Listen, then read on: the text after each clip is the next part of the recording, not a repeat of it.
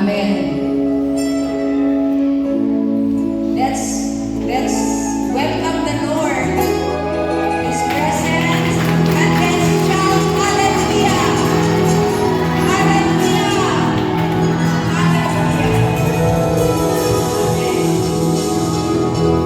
Labaw sa tanang mukha, above all else, dili ugma ka bilang Him. So, nothing is above the Lord. Amen? There is a way nga gusto sa Ginoo nga magbago tatanan. Atong panglauna, atong panuntion, ang atong lawas, ang atong mga desisyon. Nga ang atong kinabuhi karong 2026, maski na atay sakit, maski wala tay kwarta, maski na atay problema, kay naa ang presensya sa Ginoo bago ng tanan. Amen? And there is one way, which is the power of fasting. Unsaon na to, pag ingon nga Ginoo, tabangi ko. Kung wala ka kaila kay Jesus. Diba? Nag-ingon na Ginoo, you ni Jesus, I am the way, the truth, and the life. No one goes to the Father sa Amahan except through me. Para makaadto ta diretso sa Ginoo. Kinsa? Si Jesus Christ. So if you know Jesus Christ, then you pray through Jesus Christ, that Father in heaven, tabangi ko, padali ko, hatagi ko sa akong mga kailangan karon. Amen? Nga importante. Number 1, nag-ingon siya. Let's read. Fasting calls God's people into you. Gather yourselves, and I will send the Holy Spirit. Ang Ginoo, ang Espiritu sa Ginoo, ipadala niya para mawala ang inyong kahadlok. Amen? So, they were gathered in one room. Murag diri sa Capernaum, nag-gather sila. Nag-worship sila, nagpaabot sila. Wala sila ng kaon, nag-ampo lang sila. And the Holy Spirit came to each one of them. Amen? So when the Holy Spirit came, wala na sila nahatlong mamatay.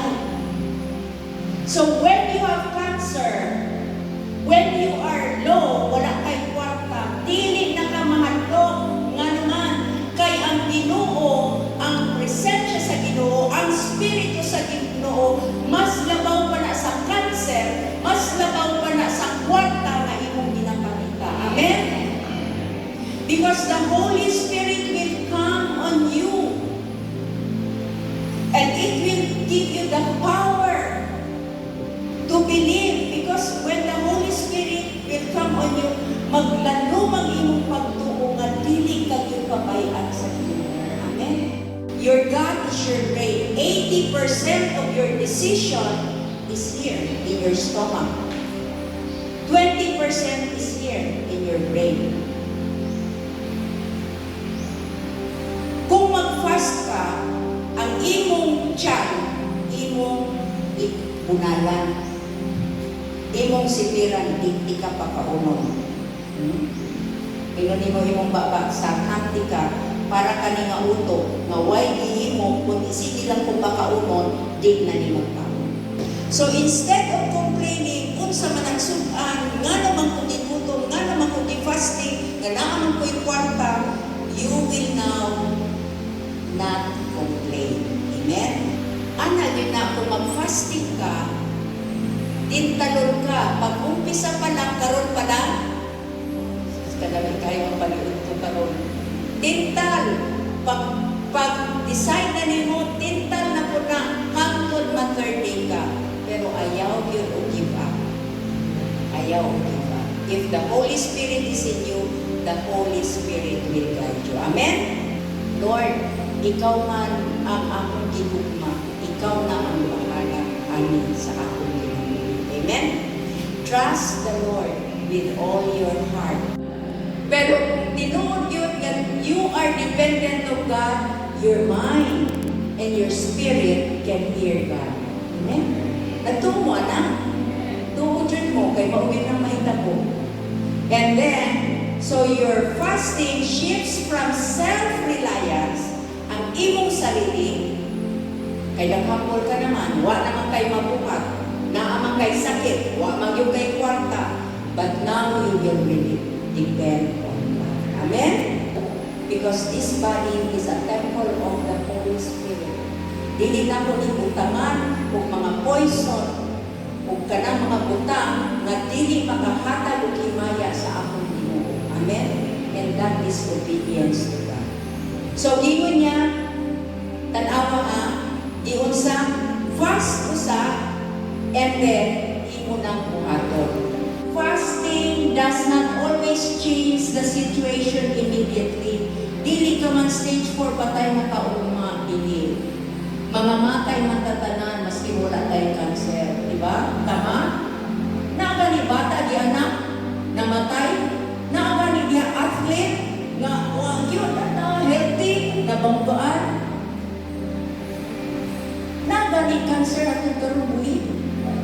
So we cannot, because only God giveth it, taketh away. So if we will not be able to receive the answer of God in the 3 days fasting that you are going to commit to Him, but always remember, it will change the way you face situation. God moves behind the scene. Diba? Huwag mo kayo, hindi mo makita ang Ginoo, pero makita niyo ang iyang kamot sa pangpangitabo. And God's people will save. And God's people, God's children will be healed. Amen? So, palakpakan ako. And lastly, nagingan siya, in Joel, even now, declares the Lord, return to me with all your heart, with fasting, with weeping, and mourning. You only have to tell your father. You don't even want to tell me, no? Na nag-fast ka. Kaya gopo ka magyapon. No? And the one who sees you, the Father sees you in secret, will honor your prayer request. Amen? Amen. Hallelujah.